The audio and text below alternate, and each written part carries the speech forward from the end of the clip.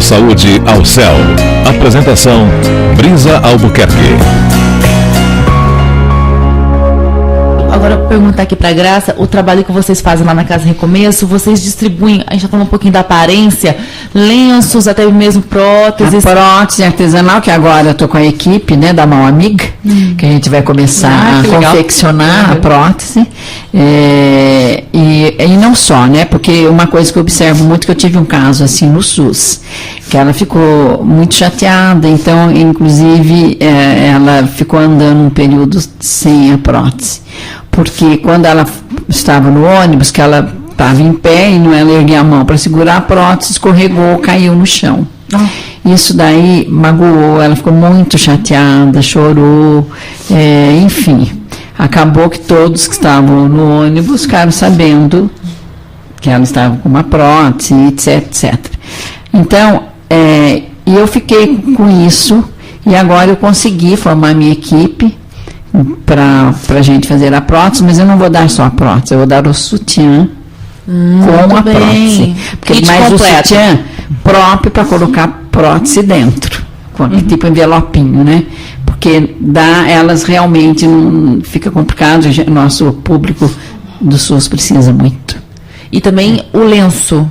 Lenço agora mesmo, eu vou receber vários lenços, nossos pacientes mesmo fazem campanha, e agora, recentemente, uma colega minha, voluntária, que é a presidente da OAB aqui de São José, ela fez um evento aqui na OAB, e era para levar um lenço, quem fosse na palestra.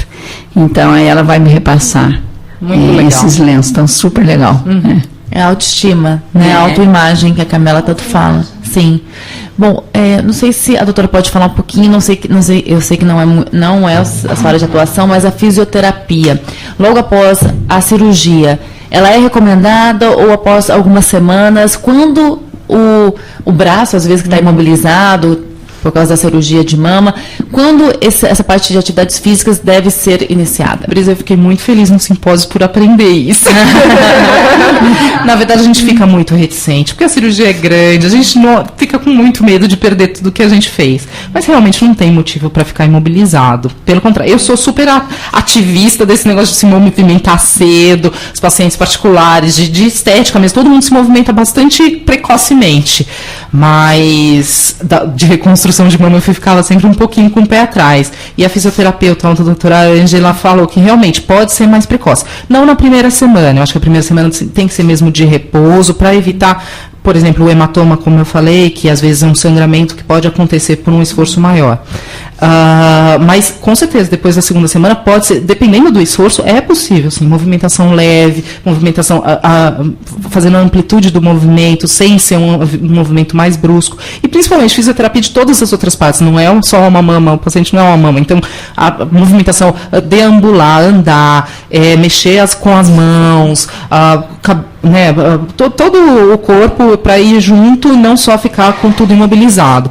Eu acho que depois da segunda semana, eu acho que já dá para ter bastante movimento. Camila, o psicólogo, ele está nesse momento, nessa nova etapa, depois, né, no pós-cirúrgico, você está nesse acompanhamento também de retomada das atividades físicas? Sim, total.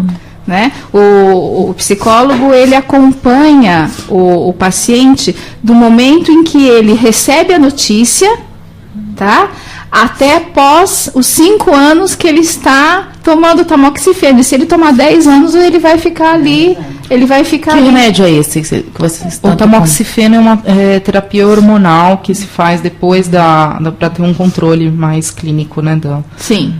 Do câncer de mama. Então, o psicólogo, ele atua de forma global, né? Se ele está com o fisioterapeuta, eu tenho conhecimento disso, a fisioterapeuta me passa como ele está, ele retorna para mim, se eu percebo que ele está deprimindo, eu vou para o fisioterapeuta de novo, para que seja trabalhado um pouco mais de exercício, para que ele tenha mais endorfina, serotonina, e ele volta. Se a alimentação dele não está bem, eu encaminho para nutricionista. Se eu percebo que existe algum problema familiar, eu encaminho para assistente social, porque nós precisamos aprender a trabalhar em grupo, né? É aquela história, andorinha sozinha não faz verão. É isso mesmo. Né? Nós precisamos desse grupo, né?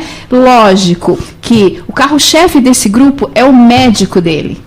Né? Nós, como equipe profissional, nós temos que entender esse mecanismo, né?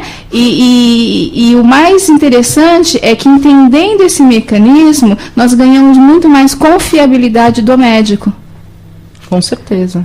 É verdade isso, doutora? Nossa, se a gente conhece toda a equipe, sabe o trabalho que é feito, porque geralmente o preconceito que é o pior, né? É você ter a ideia de que assim, cada um no seu quadrado. E não é importante. No teu diálogo. Isso não é importante, porque realmente você fica pensando, o visível é a cirurgia, o que tratou mesmo foi o que o médico fez. E recebe os louros, seria só o médico. Mas não é, pelo contrário. Mas, às vezes não sabe que às vezes os louros não são exatamente para o médico mesmo, não.